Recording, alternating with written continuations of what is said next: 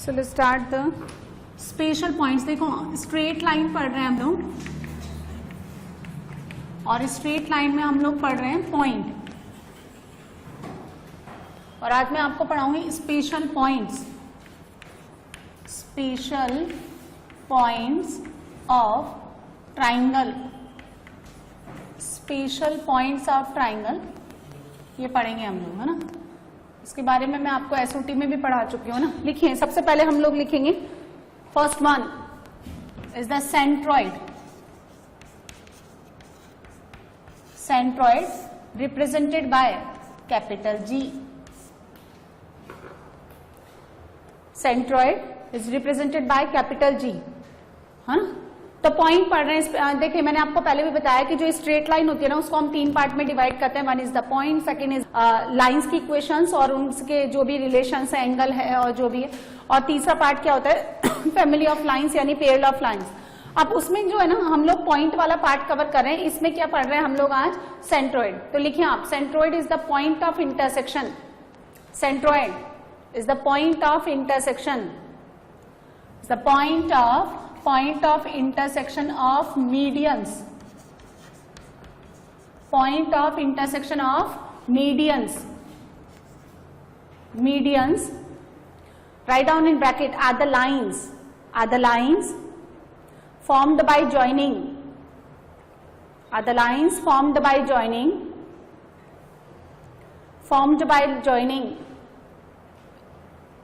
the vertex to the midpoint of the opposite side. Formed by joining vertex to the midpoint of the opposite side. Formed by joining vertex to the midpoint of the opposite sides. Bracket close. The centroid is the point of intersection of the medians, right? So देखें, ध्यान से देखें, ये आपको एक triangle given है having the vertices A, B और C। ये कितना हो गया? x1, y1। इसको लेट किया मैंने x2, y2 and the vertex C is x3, y3। अभी देखो, हम लोग वर्टेक्स A कंसीडर करते हैं, राइट। वर्टेक्स A के अपोजिट साइड कौन है? BC। BC का मिड पॉइंट हमने कितना ले लिया? L। And the coordinate of this by section formula x2 plus x3 divided by 2 and y2 plus y3 divided by 2। The line joining the vertex to the midpoint of the opposite side, BC midpoint कौन? L। इसको मिलाने वाली line क्या कहलाती है? इसकी median. And similarly एक median हम किससे बनाएंगे? B वर्टेक्स है, और तीसरी मीडियन कहां से जाएगी? C वर्टेक्स है, और ये तीनों मीडियंस क्या होती है? कॉन्करेंट। लिखिए आप, the medians are concurrent। concurrent मतलब 3 and more than 3 lines passes through the same point are called the concurrent lines। The medians are concurrent and it's a point of concurrency. The medians are concurrent and its point of concurrency is called the centroid of the triangle. It's called the centroid of triangle. एक line छोड़ के लिखें, and the centroid divides the median. Centroid divides the median in 2 raised to 1 internally. In 2 raised to 1 ratio internally. तो देखिए, B vertex से अगर आप यहाँ पे भेजेंगे तो ये हो गया आपका M। ये डिस्टेंस और ये डिस्टेंस सेम है। C से ड्रॉ करेंगे तो ये और ये सेम है, ठीक है। और ये पॉइंट ऑफ कॉन्करेंस, ये कैसी लाइंस हो गई? AL, BM, CN कौन है? ये मीडियंस हैं। और ये कैसी लाइंस हैं? Concurrent lines. कॉन्करेंट लाइंस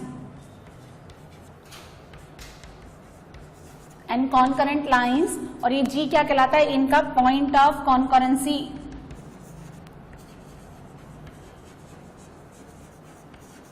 ये सारी की सारी लाइन जिस एक पॉइंट से पास करती है उसको हम बोलते हैं point of concurrency. And G क्या है? इस मीडियन को कितने रेशो में इंटरनली डिवाइड करेगा? 2 raised to 1। तो बेसिकली क्या होता है, ये सेंट्रोइड जो होता है ना, ये सेंट्रोइड क्या होता है? दिस इज द एवरेज या अरिथमेटिक मीन ऑफ वर्टाइसेस।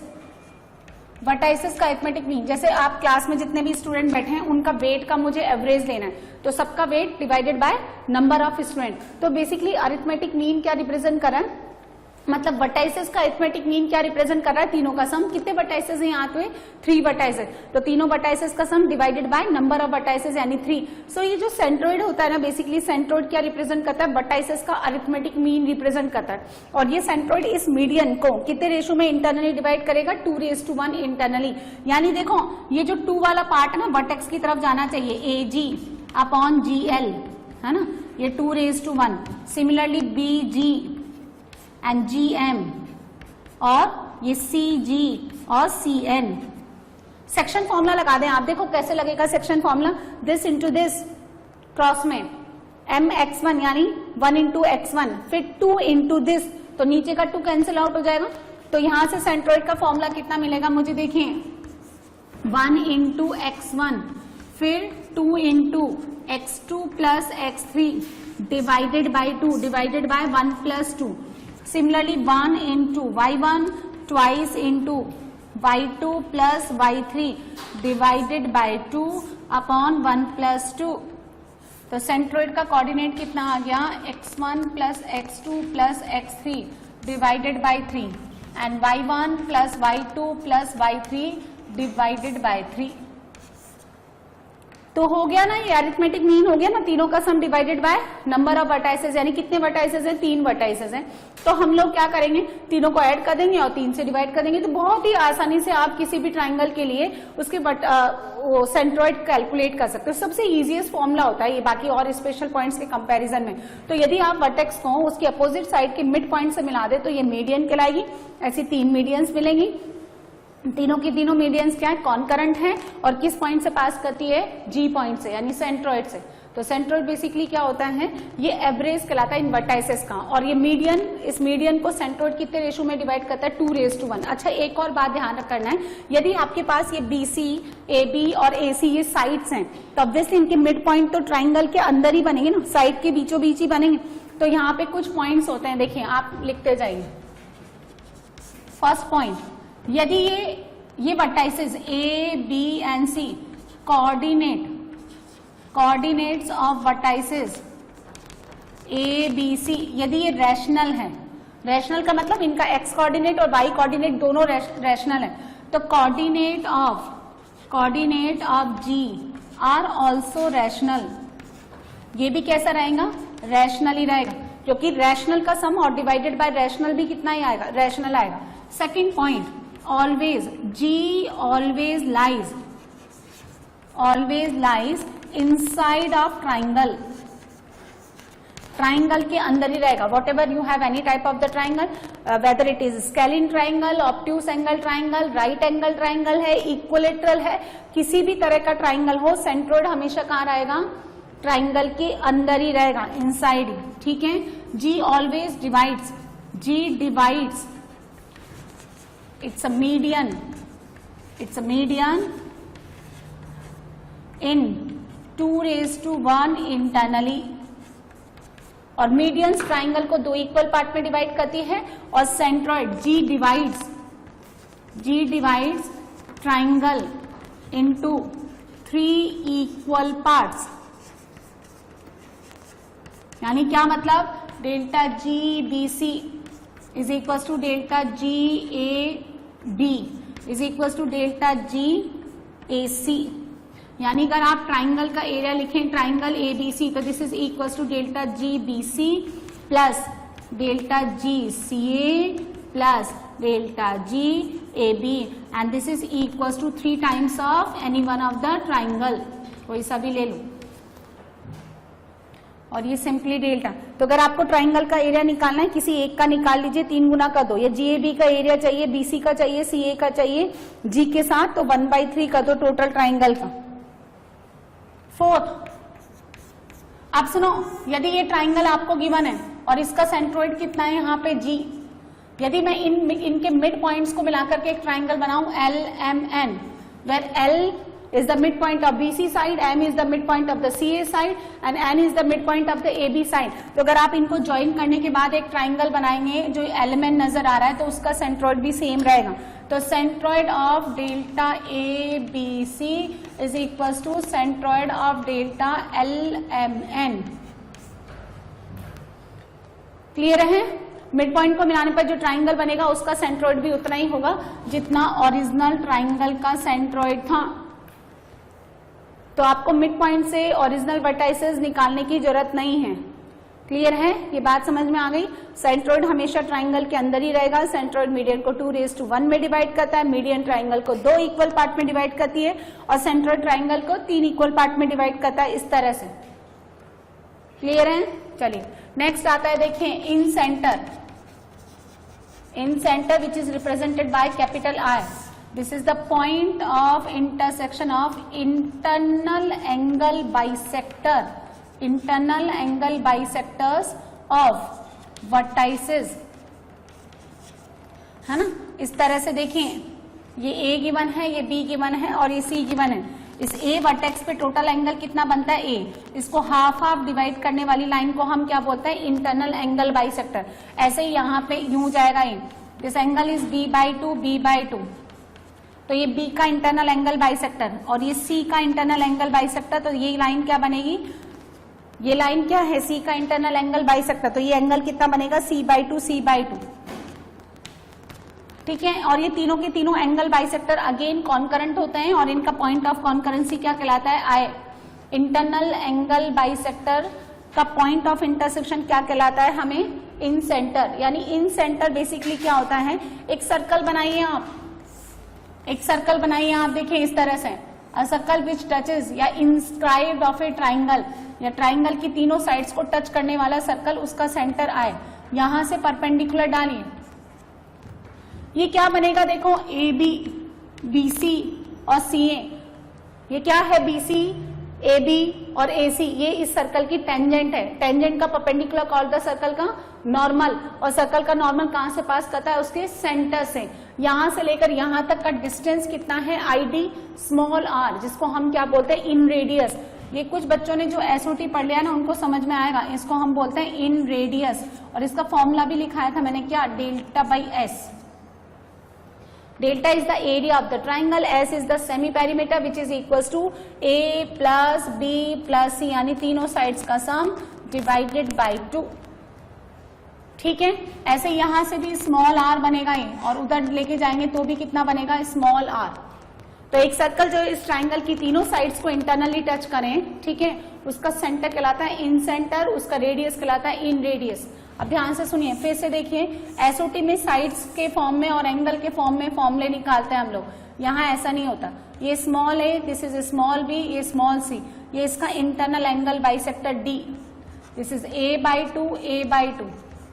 तो ये क्या है? ये इंटरनल एंगल बाइसेक्टर अपनी अपोजिट साइड्स को डी पॉइंट पे काटता है. देखें ये साइड कितना है? C. ये साइड कितना है? B. इसका प्रूफ आप लोग देख लेना, मैं डायरेक्टली लिख रही हूँ. ये जो BD है, BD, और यहां से कितना आता है? DC. ये इसको अपोजिट साइड्स के रेशो में डिवाइड करेगा, C/B. ये वाली साइड C, ये वाली साइड B. तो BD और DC इसको कितने रेशो में डिवाइड करेगा? C/B. ठीक है. सिमिलरली अगर मैं इधर से करूं तो ये कितने रेशो में डिवाइड करेगा? A/C. उधर से करूं मैं तो B/A. इन्हीं पे ही आपको I मिलेगा.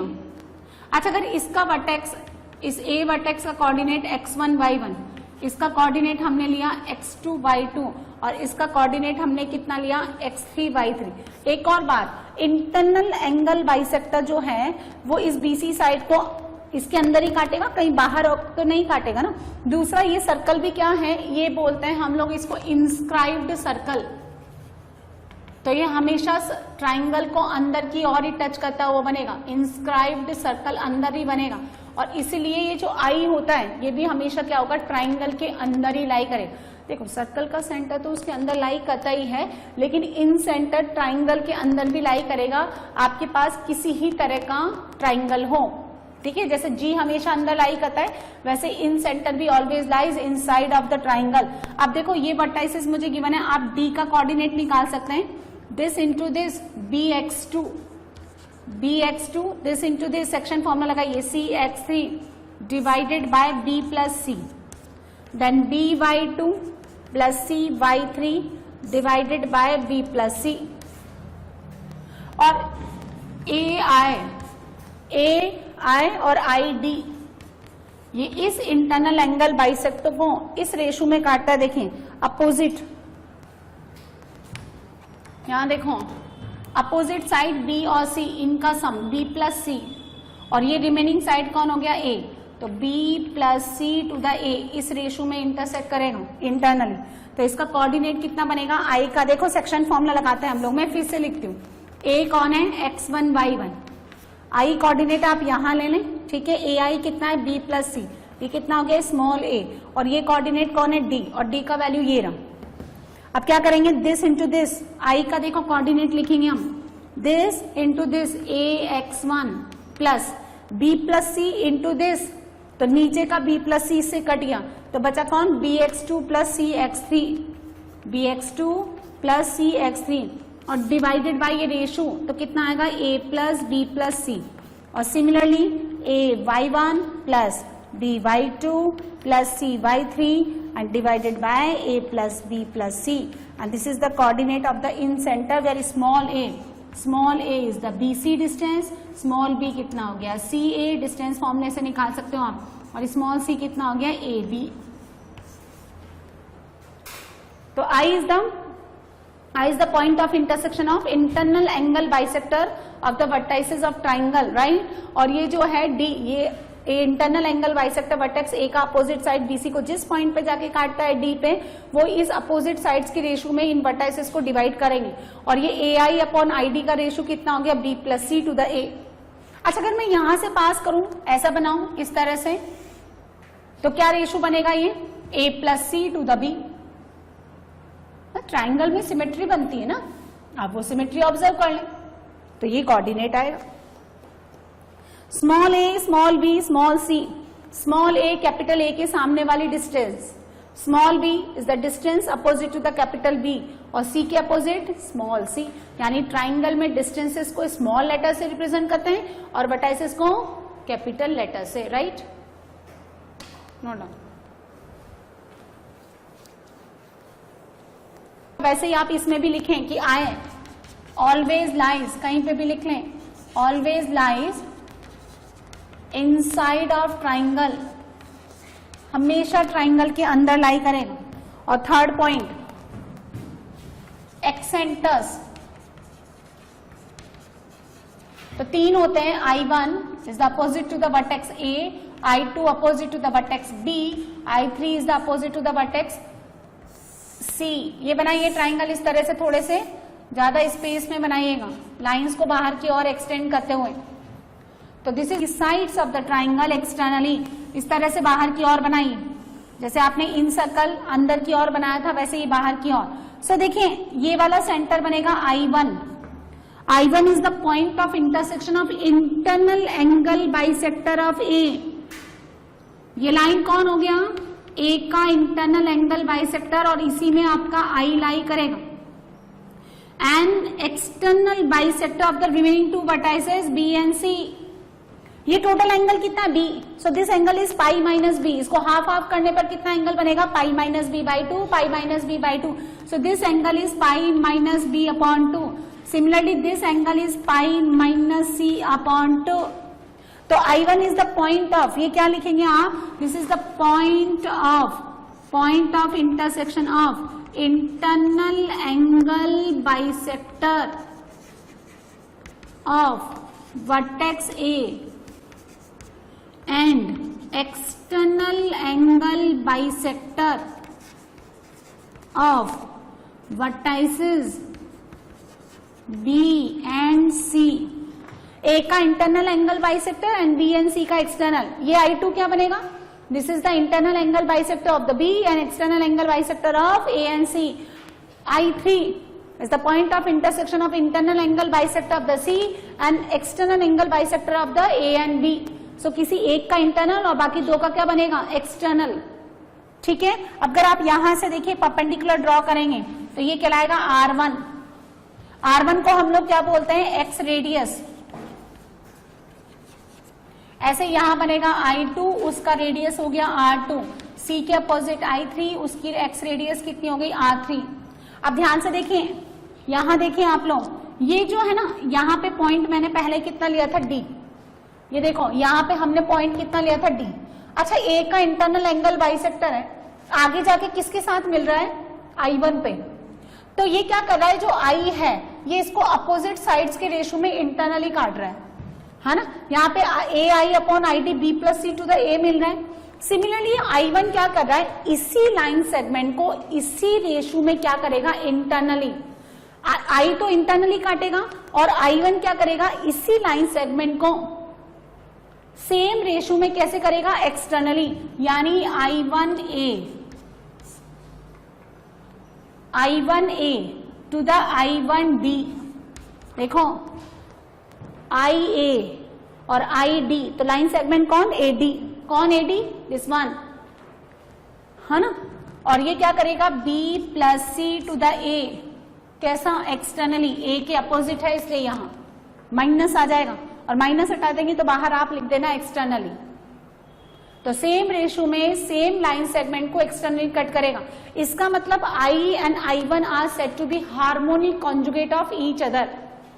देखो, consider the line segment AB and the ratio m raised to n, P is the point which divides the line AB in m raised to n internally, and Q is the point which divides the same line segment AB in the same ratio m raised to n externally. Then P and Q are said to be harmonic conjugate of each other. तो I and I1 are harmonic conjugate of each other, एक दूसरे के harmonic conjugate है। तो I1 का formula क्या करेंगे, देखें, ये जो है ना, अच्छा mx2 plus nx1 upon m plus n लिखते हैं, बीच में माइनस डाल देते हैं, वही फॉर्मूला होता है ना। I1 is the opposite to the vertex A, तो यहाँ पे क्या करेंगे, ये जो है ax1 वाली टर्म, इसमें स्मॉल a को I के फॉर्मूले में a को किससे रिप्लेस कर देंगे, माइनस a से, तो minus ax1 plus bx2 plus cx3 divided bye minus a plus b plus c, ये फॉर्मूला बन जाएगा। Similarly minus ay1 plus by2 plus cy3 divided bye minus a plus b plus c। अब अगर मुझे I2 का formula चाहिए तो आप क्या करेंगे बताइए, b को किससे रिप्लेस कर देंगे, माइनस b से, तो formula becomes ax1 minus bx2 plus cx3 upon a minus b plus c, and similarly ay1 minus by2 plus cy3 upon a minus b plus c, right. और I3 का formula निकालने के लिए C को किससे replace कर देंगे, आप बोलिए, माइनस C से। So the formula of the I3 becomes ax1 plus bx2 minus cx3 upon a plus b minus c, और सेम आप y के साथ लिखेंगे ay1 plus by2 minus cy3 upon a plus b minus c। Clear है। और I1, I2 and I3 always lies outside of triangle। Triangle के हमेशा कैसे लाई करेंगे, बाहर, और G and I always lies inside of the triangle। Clear है। Next देखें, fourth, ortho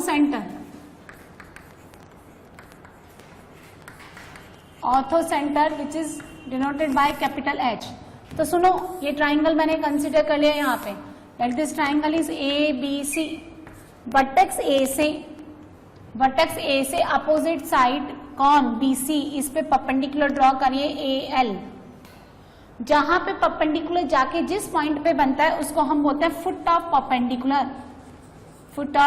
perpendicular. So vertex A से ड्रॉ परपेंडिकुलर, इसको ऑल्टीट्यूड भी बोलते हैं। क्या बोलते हैं, ऑल्टीट्यूड या simply perpendicular. So vertex A से अपोजिट साइड BC पे परपेंडिकुलर ड्रॉ करें, B से अपोजिट साइड CA पे परपेंडिकुलर ड्रॉ करिए, ठीक है। एंड सिमिलरली सी से अपोजिट साइड ए बी पे परपेंडिकुलर ड्रॉ करिए, और ये तीनों ऑल्टीट्यूड्स यानी तीनों परपेंडिकुलर डिस्टेंसेस अगेन क्या होती है, कॉन्करेंट, और इनका जो पॉइंट ऑफ इंटरसेक्शन है उसको हम बोलते हैं कैपिटल एच यानी ऑर्थो सेंटर। तो H is the point of intersection altitudes, point of intersection of altitudes drawn from vertices to the opposite sides। कहां से डाले जाएंगे ये परपेंडिकुलर्स, वर्टाइसेस से, ए वर्टेक्स से अपोजिट साइड बीसी पे, बी वर्टेक्स से opposite side C and similarly C से ए बी पे। अब सुनो एच कैसे निकाल सकते हैं हम लोग, एच कैसे कैलकुलेट करेंगे, इन ऑल्टीट्यूड्स की इक्वेशन निकालें। आप सुनिए, आगे जाकर के आप लाइंस की इक्वेशन पढ़ेंगे। यदि आपको ये वर्टेक्स ए पता है, कैपिटल ए आपको पता है, बी पता है, सी पता है, तो बीसी लाइन का स्लोप निकाल सकते हैं। देखिए इसको मैंने मान लिया x1 y1, बी को मैंने लेट कर लिया x2 y2 और सी को हमने मान लिया x3 y3। तो जरा बताना slope of the BC line, BC line का slope y3 minus y2 divided by, बोलिए x2 minus x3 minus x2, है ना। यदि बीसी लाइन का स्लोप मैंने m माना तो आप फर्दर जाके पढ़ेंगे कि स्लोप जो होता है AL लाइन का कितना हो जाएगा, -1/m। यदि किसी लाइन का स्लोप m है तो उसकी परपेंडिकुलर लाइन का स्लोप कितना होता है, -1/m। और ये जो है AL लाइन की इक्वेशन, AL लाइन की इक्वेशन पॉइंट स्लोप फॉर्म में ऐसे लिखेंगे y minus y1, AL line का स्लोप कितना हो गया, -1/m into x minus x1। आगे जाके पढ़ेंगे हम लोग। ऐसे ही आप BM लाइन का इक्वेशन लिख लें, ये भी एक ऑल्टीट्यूड है, और CN लाइन का इक्वेशन लिख लें। तो H can be obtain by solving any two equations of altitudes. किन्हीं भी दो इक्वेशन को सॉल्व करके आप क्या निकाल सकते हैं, H निकाल सकते हैं। तो this H can be obtained by solving any two equations of perpendiculars। कोई सी भी दो इक्वेशन परपेंडिकुलर्स या ऑल्टीट्यूड्स की आप सॉल्व करके और H निकाल सकते हैं। क्लियर है। अब इसकी पोजीशन जानेंगे हम लोग। तो अपोज देखो H बनता कैसे है, ये ऑल्टीट्यूड्स का इंटरसेक्शन पॉइंट है, यानी वर्टेक्स ए से अपोजिट साइड पे डालना है परपेंडिकुलर। परपेंडिकुलर ऐसे नहीं कि कहीं से भी डाल दिया, वर्टेक्स से अपोजिट साइड पे ही डालेगा। क्लियर है।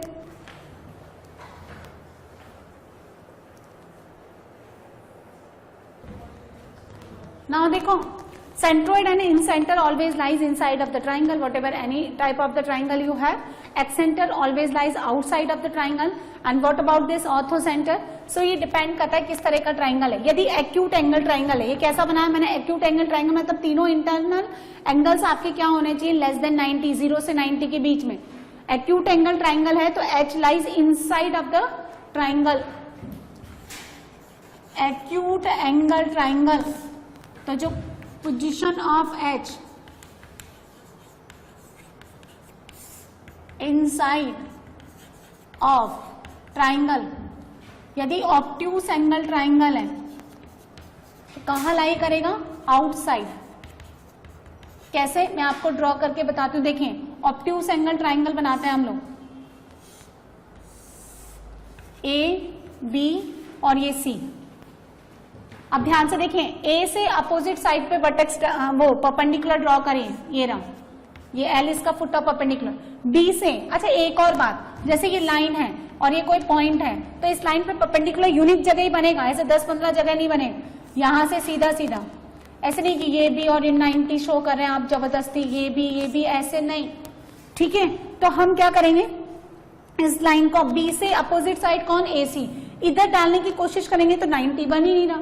इसका मतलब इस लाइन को थोड़ा आगे की ओर एक्सटेंड करेंगे हम लोग, किया एक्सटेंड, और इस जो आपने पहले परपेंडिकुलर ड्रॉ कर रखा था इसको भी आप आगे की तरह एक्सटेंड कर दें। अब इसमें परपेंडिकुलर डालें आप, ऐसे डलेगा ये रहा।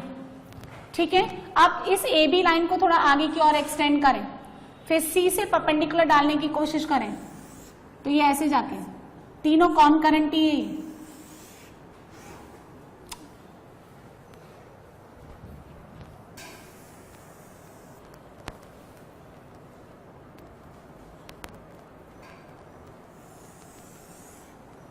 ये 90। ठीक है, तो ये H, तीनों ऑल्टीट्यूड्स कहां जाके इंटरसेक्ट करेंगे, बोलिए बाहर की ओर, तो ये आउटसाइड बनेगा। तो एक्यूट एंगल ट्राइंगल में कहा जाके बनेगा, ये बाहर की ओर। एंड राइट एंगल अगर ट्राइंगल है, राइट एंगल ट्राइंगल देखिए ये ना, ये राइट एंगल ट्राइंगल, ये 90, ये वर्टेक्स ए, ये बी और सी। ए वर्टेक्स से अपोजिट साइड कौन, बी सी, इस पे परपेंडिकुलर डालें, ये तो ऑलरेडी डला हुआ है, ये देखिए कहां पे, बी वर्टेक्स से पास कताई। सी से अपोजिट साइड कौन, ए बी, इस पे परपेंडिकुलर डालिए। तो ये दो ऑल्टीट्यूड्स कहां से पास कर रहे हैं, कहां इंटरसेक्ट कर रहे हैं, बी वर्टेक्स में। तो राइट एंगल ट्राइंगल में H is the point where 90 degree formed, यानी वही पॉइंट, यानी वही वर्टेक्स आपका ऑर्थोसेंटर कहलाएगा जहां पे 90 डिग्री बनता है। So in acute angle triangle inside of the triangle H lies inside of the triangle, obtuse angle triangle में H lies outside of the triangle, और राइट एंगल ट्राइंगल में ये वही पॉइंट है जहां पे आपका क्या बनता है, 90 डिग्री। क्लियर है? अब देखिए इसमें एक प्रॉपर्टी आती है, वो देखिए आप, in delta A B C it's orthocentre, इसका जो ऑर्थो सेंटर है, it's orthocentre be capital H. एक ट्राइंगल हमने बनाया, इस तरह से ले लें आप, ठीक है, ए बी सी, एक एक्यूट एंगल ट्राइंगल लिया हमने, इसका मैंने ऑर्थो सेंटर बनाना है। देखिए ए से परपेंडिकुलर, बी से परपेंडिकुलर ड्रॉ करिए और सी से परपेंडिकुलर ड्रॉ करिए, एल एम और ये एन, इसका ऑर्थो सेंटर कौन हो गया, एच। ठीक है, तो डेल्टा ए बी सी में H is its orthocentre, then orthocentre of delta H B C, इस ट्राइंगल का ऑर्थो सेंटर देखिए आप, सुनो, एच ये रहा। अब वर्टाइसिस कौन हो गया, ट्राइंगल कौन है, एच बी सी, एच से अपोजिट साइड कौन है, बी सी, उसमें परपेंडिकुलर ड्रॉ करेंगे हम, ये देखिए, और इसको थोड़ा आगे की ओर एक्सटेंड कर देंगे। अब बी से अपोजिट साइड कौन, एच सी, उसमें परपेंडिकुलर ड्रॉ करेंगे, टेढ़ा नहीं जाएगा। इस एच सी लाइन को थोड़ा बाहर की ओर एक्सटेंड करें और यहां से परपेंडिकुलर ड्रॉ कर दें। दोनों ऑल्टीट्यूड्स कहां से पास कर रहे हैं, ए से। चलिए सी से अपोजिट साइड एच बी आगे की ओर एक्सटेंड कर दें इस तरह से, और जरा ये, अब ये एल्टीट्यूड भी कहां से जा रहा है, ए से, तो ऑर्थो सेंटर कौन हो गया, वर्टेक्स ए, राइट। इसी तरह से ट्राइंगल एच बी सी का तो हो गया vertex A, H C A, और delta H A B, H C A का कौन हो जाएगा, बोलिए बोलिए बोलिए, वर्टेक्स बी, एंड इसका कौन हो जाएगा, वर्टेक्स सी। तो एच बी सी का ऑर्थो सेंटर, तीनों ऑर्थो सेंटर ए से पास करेंगे, तो उसका ऑल्टीट्यूड, उसका जो ऑल्टीट्यूड्स का इंटरसेक्शन पॉइंट है ए होने के कारण एच बी सी का ऑर्थो सेंटर ए पे बनेगा, एच ए बी का ऑर्थो सेंटर सी पे, and similarly H A C का ऑर्थो सेंटर बी पे, राइट। सो ऑर्थो सेंटर कैसे निकालते हैं, orthocentre is the point of intersection of the altitudes drawn from the vertices to the opposite sides, और इन altitudes की कोई भी दो इक्वेशन को सॉल्व करके आप एच निकाल सकते हैं। ठीक है, एच जो है वो अंदर लाई करेगा ट्राइंगल के या बाहर या ऑन द ट्राइंगल, ये डिपेंड करता है कि किस तरह का ट्राइंगल है। एक्यूट में inside of the triangle, obtuse में आउटसाइड ऑफ द ट्राइंगल, और राइट एंगल ट्राइंगल में वही वर्टेक्स को रिप्रेजेंट करेगा जहां पे 90 डिग्री बनता है। ठीक है, फिर एक थ्योरम है कि यदि आप एबीसी एक एक्यूट एंगल ट्राइंगल लेते हैं having the orthocentre as the vertex H, तो एच बी सी का ऑर्थो सेंटर ए पे बनेगा, एच ए सी का ऑर्थो सेंटर बी पे, और एच ए बी का ऑर्थो सेंटर सी पे बनेगा, है ना। एक और लास्ट हमारे पास बचता है विच इज सरकम सेंटर, आप नोट कर लें।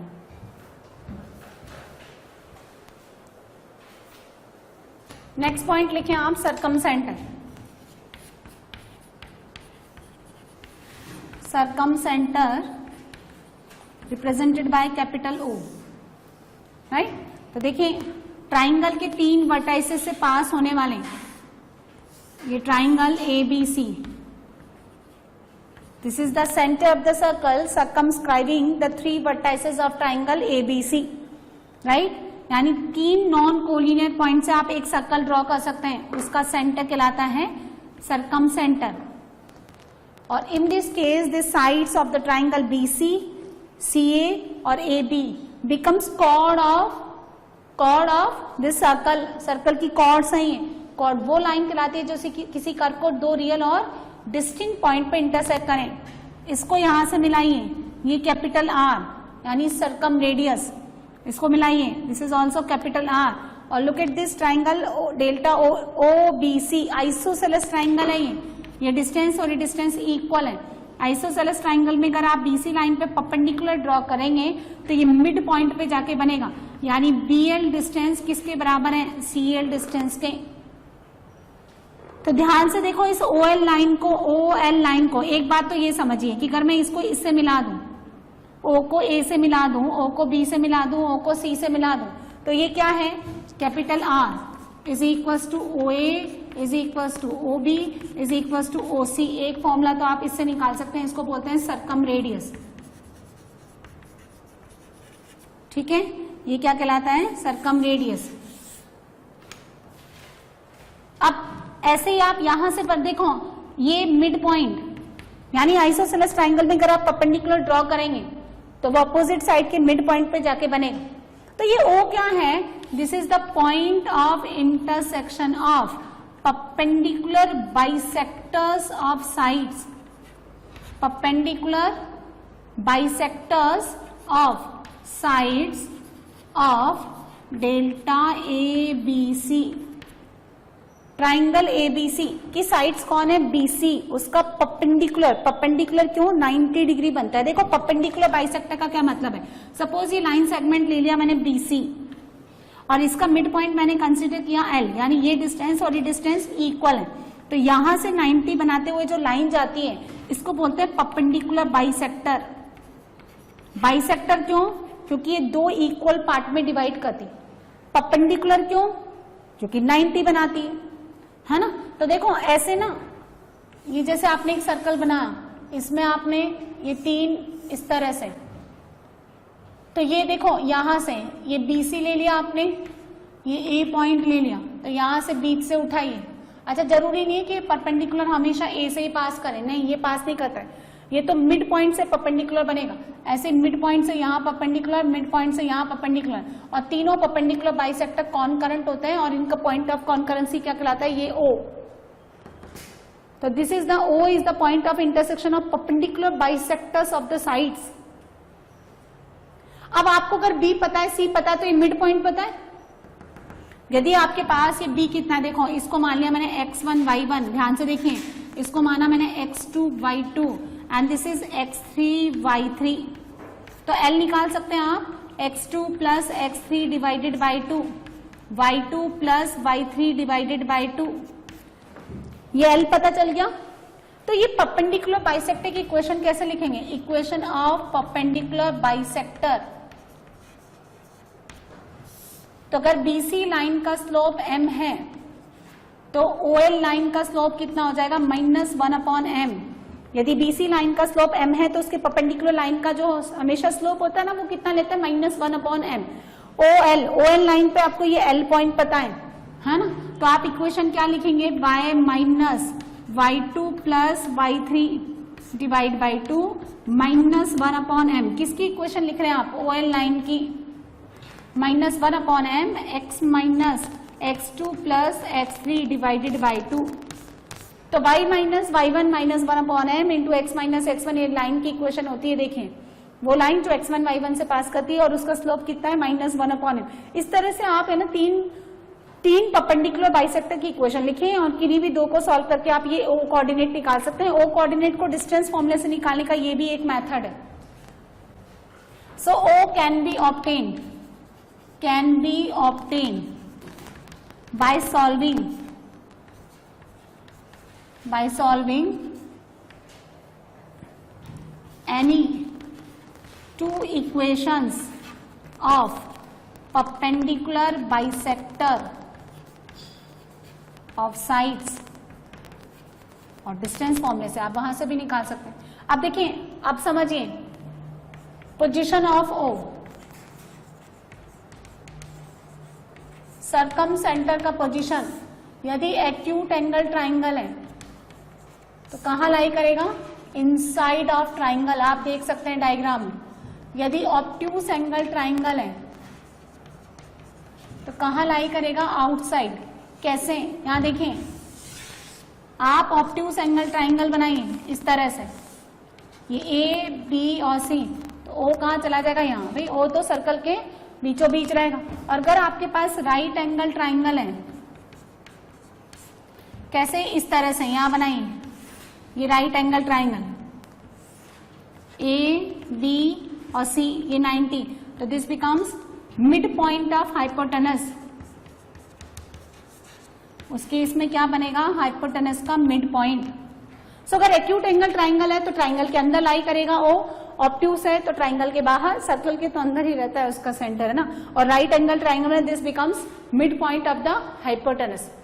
तो ये डिपेंड करता है कि आपके पास किस तरह का ट्राइंगल है। So circumcentre is the point of intersection of the perpendicular bisector of the sides which can be calculated either by using this distance formula or by solving any two equation of perpendicular bisector, यानी perpendicular bisector of the sides। अब देखिए कुछ points होते हैं, आप लिख लें। पहला, इन इक्विलेटरल ट्राइंगल, यदि आपके पास ट्राइंगल कैसा है, equilateral, in equilateral triangle G, I, O और H, centroid, incentre, circumcentre, orthocentre are coincide. ये कॉन्साइड कहते हैं, यानी जो सेंट्रोइड है वही इन सेंटर है, वही ऑर्थो सेंटर है, वही सर्कम सेंटर है, सब। I1 तो अलग होगा क्योंकि ये तो अंदर बनता है और I1, I2, I3 बाहर बनते हैं, ठीक है। In isosceles triangle, in isosceles triangle G, I, O and H are collinear, ये कोलिनियर होते हैं, यानी एक ही पॉइंट पे लाई करेंगे। Collinear lies on the same line, same line, है ना, समझ में आ गया। Except equilateral triangle, equilateral triangle के अलावा सेंट्रॉइड, है ना, यानी जी, एच और ओ को मिलाने वाली लाइन, एच यानी orthocentre, O circumcentre, कितने रेशो में डिवाइड करती है, 2:1, यानी H G O G 2:1 internally divide करेगी। क्लियर है। So these are the special points of the triangle, centroid, incentre, 3 excentres, circumcentre और orthocentres. तो equilateral triangle में ये चारों कॉन्साइड करते हैं, आइसोसेलेस में कोलिनियर होते हैं, और इक्विलेटरल ट्राइंगल के अलावा सेंट्रोइड, एच और ओ को मिलाने वाली लाइन को 2:1 में डिवाइड करता है। अच्छा, इक्विलेटरल में क्यों नहीं होता, क्योंकि उसमें ये सारे क्या होते हैं, कॉन्साइड कर जाते हैं, राइट। देखो, सर्कम सेंटर का एक फॉर्मूला होता है, उसके वर्टाइसेस और एंगल्स के फॉर्म में, वैसे तो हम लोग यूज नहीं करते, लेकिन हाँ बुक्स वगैरह और इन सब में होता है, आप लिख लें। तो O का एक और फॉर्मूला होता है ये वाला, x1 sin 2a plus x2 sin 2b plus x3 sin 2c upon sin 2a plus sin 2b plus sin 2c। और सेम आप y के फॉर्म में लिख लें, y1 sin 2a plus y2 sin 2b। जब आपको एंगल्स भी given हो और वर्टाइसेस भी गिवन है तो आप ये यूज कर सकते हैं, sin 2a plus sin 2b plus sin 2c।